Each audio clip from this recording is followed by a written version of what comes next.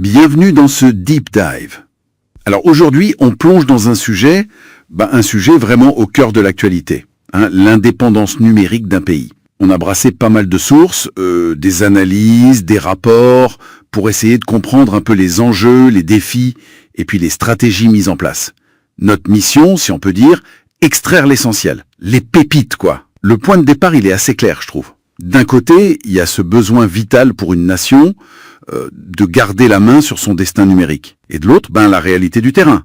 Une domination écrasante des géants technologiques, les GAFAM américains, les BATX chinois. Et pourquoi c'est si important au fond? Parce que ça touche à tout. La sécurité, l'économie, notre capacité à innover, bref, notre autonomie réelle. Bon, alors, décortiquons un peu ça. Dans les sources, on tombe souvent sur deux termes.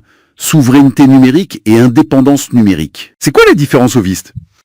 Oui, c'est une distinction importante et assez utile qu'on retrouve dans plusieurs textes. En gros, la souveraineté, c'est le droit de décider. C'est l'autorité légale, si on veut, dans le monde digital.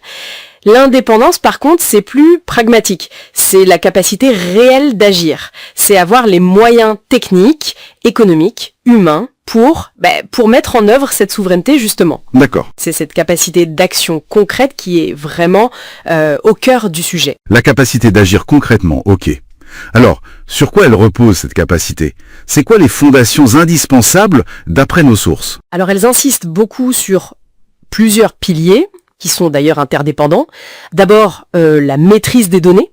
Bon, protéger la confidentialité, bien sûr, mais surtout pouvoir les utiliser, les analyser sans être soumis à des lois étrangères. On pense notamment au Cloud Act américain qui permet un accès extraterritorial.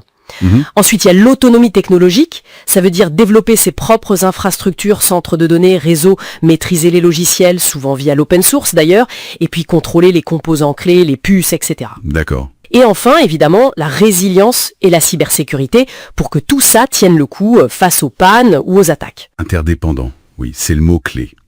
Si je lis bien ce que disent les sources, une simple dépendance, disons, sur les semi-conducteurs, qui viennent d'ailleurs, ça pourrait fragiliser toute l'infrastructure, même si elle est souveraine sur le papier. Exactement. C'est un système complet. Une faiblesse sur un élément critique, que ce soit une puce ou un logiciel clé, et toute la belle promesse d'indépendance peut se fragiliser très vite. Ça pose bien le décor. Mais là où ça devient vraiment passionnant, je trouve, ce sont les obstacles.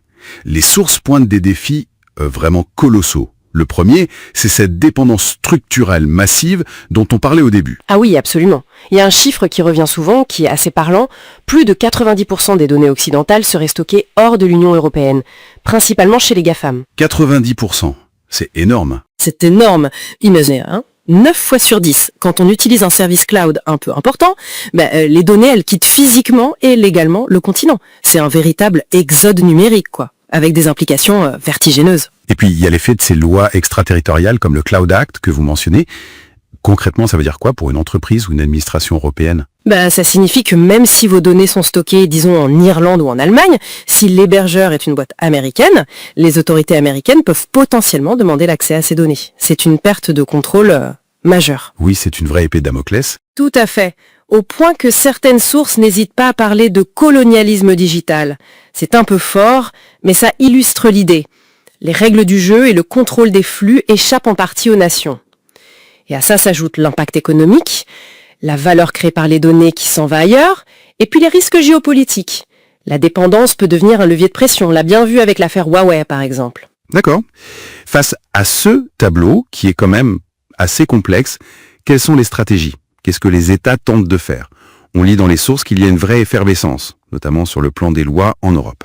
Oui. L'Europe est très active sur ce front. On a eu le RGPD pour les données personnelles, c'était un peu le pionnier. Puis le DSA et le DMA pour réguler les grandes plateformes, le Data Act sur les données industrielles, la directive NIS2 pour la cybersécurité. Ça fait beaucoup de textes, Oui, l'intention est claire. Essayer de reprendre le contrôle par la règle, par le droit. Mais plusieurs analyses soulignent aussi un risque. Ce millefeuille réglementaire, comme on l'appelle parfois, peut devenir très complexe, très coûteux à mettre en œuvre et paradoxalement freiner l'innovation et la compétitivité, surtout pour les PME européennes qui n'ont pas les mêmes moyens que les géants. Le piège de la complexité. Donc, la loi, ça ne suffit pas. Qu'est-ce qu'on fait sur le plan technologique? C'est le deuxième grand axe, viser l'autonomie technologique. Et là, ça passe par des investissements massifs en R&D, très ciblés sur des domaines clés. L'IA, le quantique, les puces. On voit ça avec des plans comme France 2030 ou le programme Digital Europe au niveau européen. Des investissements lourds. Oui. Et il y a aussi une vraie promotion de l'open source qui est vue de plus en plus comme un outil stratégique pour ne pas dépendre d'un seul fournisseur. Et bien sûr, la construction d'infrastructures dites souveraines, des clouds nationaux ou européens, des réseaux sécurisés. Et le troisième axe, qui est indissociable, c'est la cybersécurité et les compétences. L'humain. Exactement. Des stratégies de défense nationale, des centres dédiés comme le CGCD au Québec qui est cité en exemple, mais aussi, et c'est crucial, la formation des citoyens et des professionnels. On a besoin de gens compétents. D'accord, ça dessine une approche vraiment multifacette. Loi, techno, compétences. Est-ce que les sources donnent des exemples concrets de pays avec des résultats différents? Oui, on voit bien des approches assez contrastées. L'Union européenne, avec cette forte ambition réglementaire, mais qui se heurte parfois, comme on disait, à la complexité de la mise en œuvre. La Chine, qui mise sur un contrôle étatique très poussé pour assurer son autonomie, même si elle reste dépendante sur certains points technologiques très précis. La Russie, qui affiche un discours très souverainiste, mais qui semble avoir plus de difficultés à le concrétiser technologiquement. Et puis, on a des succès plus ciblés, comme Singapour, qui est souvent cité pour son système d'identité numérique nationale, jugé assez efficace. Donc clairement, il n'y a pas de modèle unique qui s'impose. Bon alors, si on essaye de synthétiser tout ça, l'indépendance numérique, c'est un équilibre assez délicat finalement, entre le besoin de contrôle et la nécessité de rester ouvert, entre la sécurité et l'innovation.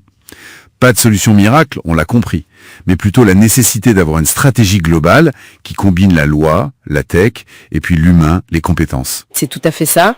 Et ça soulève une dernière question intéressante qui affleure dans certaines sources. Elle parle de la perte de contrôle non seulement pour les États, mais aussi pour les individus face à ces grands systèmes. Oui. Et ça amène à se demander, au-delà de l'indépendance de l'État-nation, comment est-ce que l'autonomie numérique individuelle, c'est-à-dire la capacité de chacun d'entre nous à comprendre, à maîtriser son identité numérique, ses données, comment tout ça s'articule avec l'indépendance nationale. Est-ce qu'une nation peut être vraiment numériquement indépendante si ses citoyens ne sont pas eux-mêmes des acteurs éclairés et autonomes de leur propre vie numérique? C'est une excellente question. L'indépendance collective passe-t-elle par l'autonomie individuelle? C'est une piste de réflexion, en tout cas, pour aller plus loin, je crois.